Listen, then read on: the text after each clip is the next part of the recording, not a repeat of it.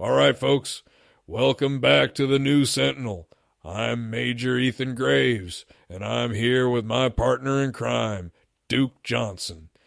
Tonight we're diving into a night that's already being called historic in military circles, the Iranian missile strike on Al Udeid Air Base in Qatar.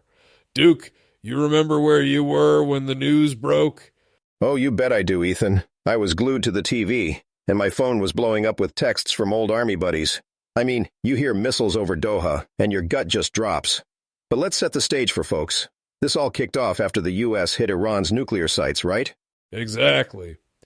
2 days before the strike on Al Udeid, the U.S. launched precision airstrikes on 3 of Iran's most sensitive nuclear facilities, Fordow, Natanz, and Isfahan. That was a major escalation, and honestly, everyone in the region was bracing for some kind of payback. And payback came fast. June 23rd, Iran's IRGC fires off 14 ballistic missiles at Al Udeid.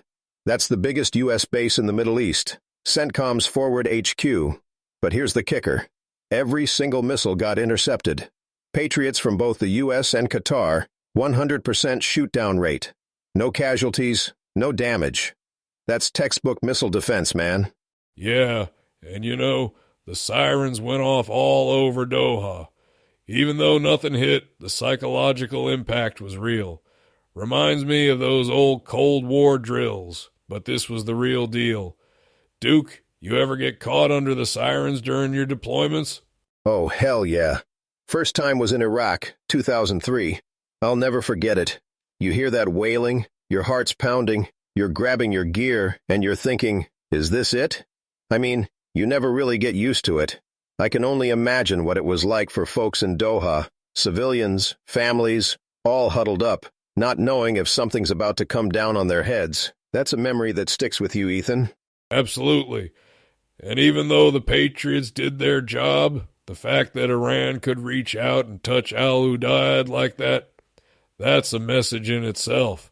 We'll get into that in a minute, but I just want to say this was the largest single Patriot engagement in U.S. history. That's not nothing. Nope, not at all. And the fact that there were no casualties, no damage, that's a win for missile defense. But it's also a sign that maybe Iran wasn't trying to kill anyone. Which brings us to the next point. What was Iran really trying to say here? Right, so let's talk about the messaging. Iran called this Operation Annunciation a victory. But if you look at the details, it's clear they gave advance warning. U.S. and Qatari forces had time to move critical aircraft out, shelter in place, orders went out, and even Qatar closed its airspace before the missiles launched. That's not how you run a surprise attack if you want to do real damage. Yeah, and Ethan, that's classic strategic signaling. Iran wanted to show they could hit us, but they didn't want to start World War III. They avoided Israeli targets. They avoided mass casualties. It's like they wanted to check the box. Hey, we hit back, but not actually escalate. Reminds me of 2020, after we took out Soleimani. Iran hit our bases in Iraq, but they gave us a heads up then too. Same playbook. Exactly. It's calibrated escalation.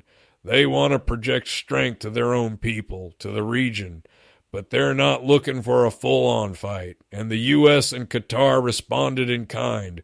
Relocated assets, went to high alert, but didn't overreact. That's restraint on both sides, at least for now. And the messaging wasn't just for us. Iran's talking to their own people, trying to rally nationalist sentiment, show they're not rolling over. But at the same time, they're telling the world, we could have done worse, but we chose not to. That's a tightrope walk, man. It is. And if you look at the U.S. response, it's all about readiness and deterrence. CENTCOM stayed operational, no mission degradation. Bahrain closed its airspace. The embassy in Qatar told Americans to shelter in place, but everything was back to normal pretty quick. That's a sign of confidence, but also a reminder that these bases are always in the crosshairs. And let's not forget, Qatar condemned the attack. called it a violation of sovereignty. Even though Iran said, "Hey, we weren't aiming at you," that relationship's going to be strained for a while. But Ethan, you mentioned strategic signaling. Can you break that down for folks who might not be familiar?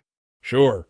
So, strategic signaling is when a country takes an action, not just for its direct effect, but for the message it sends. Think back to 2020, after Soleimani was killed. Iran hit U.S. bases in Iraq, but gave advance warning. The goal wasn't to kill Americans. It was to show resolve, to say, we're not afraid to hit back. Same thing here. It's about shaping perceptions, not just outcomes.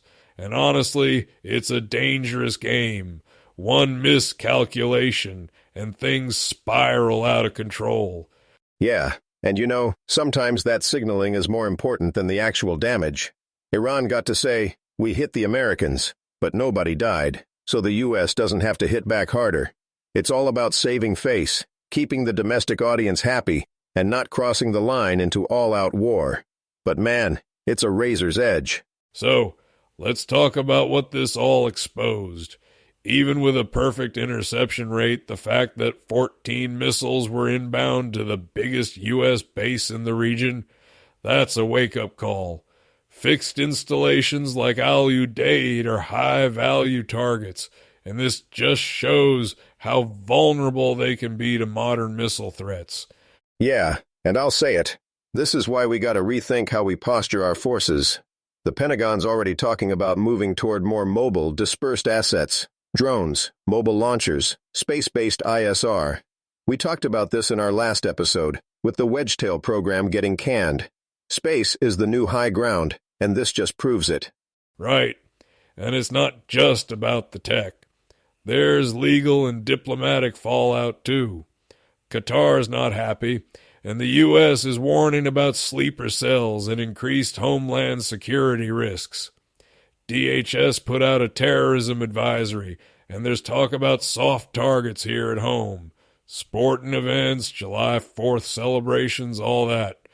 It's not just a regional issue anymore. And the border's wide open, man. We got reports of Iranians crossing in, some on the terror watch list. That's a real threat, not just hype. Homeland Security's on high alert, and honestly, we should be. You let the wrong people in, you pay the price. That's just facts. And then there's the tech side. Iran used a new missile in this strike.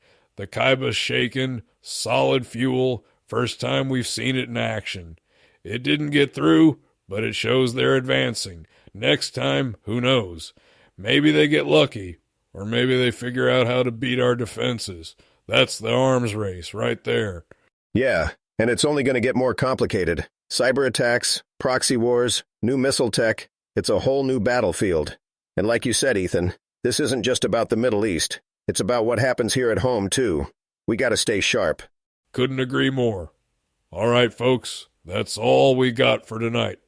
The missile strike on Al Udeid was a warning shot, but the real story's what comes next. New threats, new tech, and a whole lot of uncertainty. We'll be watching it all, and you can bet we'll be back to break it down for you. Stay vigilant, folks. And Ethan, always a pleasure. We'll catch y'all next time on the New Sentinel. Out. Thanks, Duke. Take care, everyone. Stay safe out there.